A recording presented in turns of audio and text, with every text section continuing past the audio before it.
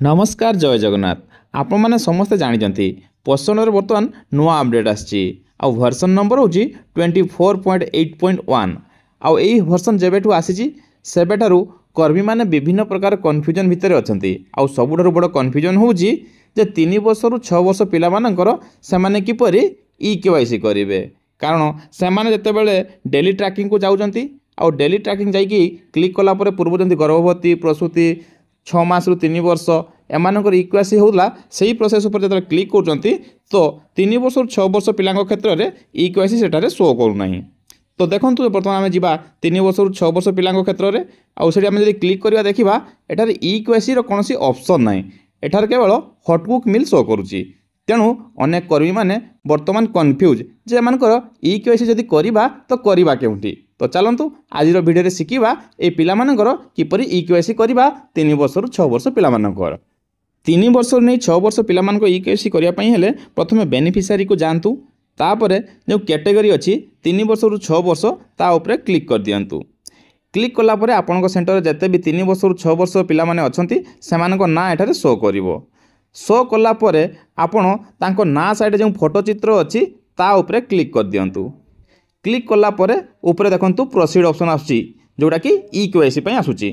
तेणु एठार आपण एठी दीटा काम करेंगे। प्रथम हूँ इक्वासी करेंगे, द्वितीयत सी जदि प्रथम चाइल्ड आधार एड कर कर्मी ताहले वर्तमान मध्य एठा देखंतु चाइल्ड आधार एड पई ऑप्शन अच्छी।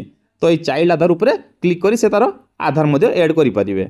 आज आम कथा हवा प्रथमे इक्वासी उपरे आउ दिन गोटे वीडियो नहीं आसवा जो कि केमिति चाइल्ड आधार को एड करा जिवो ता विषय विस्तार रूप से कथा हवा। या पूर्व गोटे वीडियो अपलोड होता जो कि आपार आईडी क्रिएशन से या विषय किसी कहुई। तो चलतु प्रोसीड उपरे क्लिक करवा। प्रोसीड उपरे क्लिक कलापर किसी समय घूर आउे गोटे नुआ इंटरफेस खोल जोटा कि आपण देखिपार्टी। बर्तमान देखंतु नूतन इंटरफेस टी खोली जाइए आउ एथिरे विभिन्न प्रकार ऑप्शन अच्छी आउ ताकू भलसे बुझिया जरूरी अटे। कारण कौन प्रथम जिनस देखो प्रथम लिखाई नेम ऑफ द पेरेंट्स बा गार्डियन एठार से लोकंर ना शो कर जो लोकंर आपण इक्वासी करेंगे। कहिबार तात्पर्य एया जेतेबेले करी माने एंट्री करती बेले बेले माँ को बदले बापा को आधार कार्ड एंट्री करती किंतु जेतेबेले से इक्वासी प्रोसेस को जाती सेतेबेले से माँ को आधार को वेरीफाई करती जहाँफल आधार मिसमैच कही थाए। तेणु इक्वासी करने पूर्वर एठारे से लोकंक ना आउ तांकर आधार कार्ड लास्ट 4टी नंबर टाली करनियंतु। एति कर सारा तले जो प्रोसीड ऑप्शन अच्छी ता उपरे क्लिक कर दियंतु।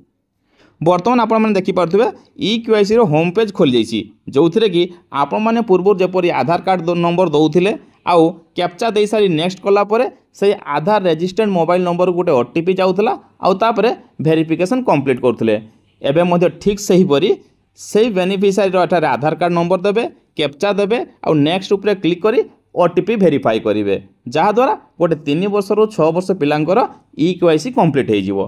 तेणु आशा करुँ आप समस्ते भिडियोटी बुझीपारे आउ जदि कौन डाउट अच्छी ताहले निश्चित भाव में कमेंट बॉक्स में पचारतु। आम चेष्टा करूँ आपण समस्त डाउट दूर करने। बहुत शीघ्र देखा आउ गोटे भिडियो सहित। जय जगन्नाथ।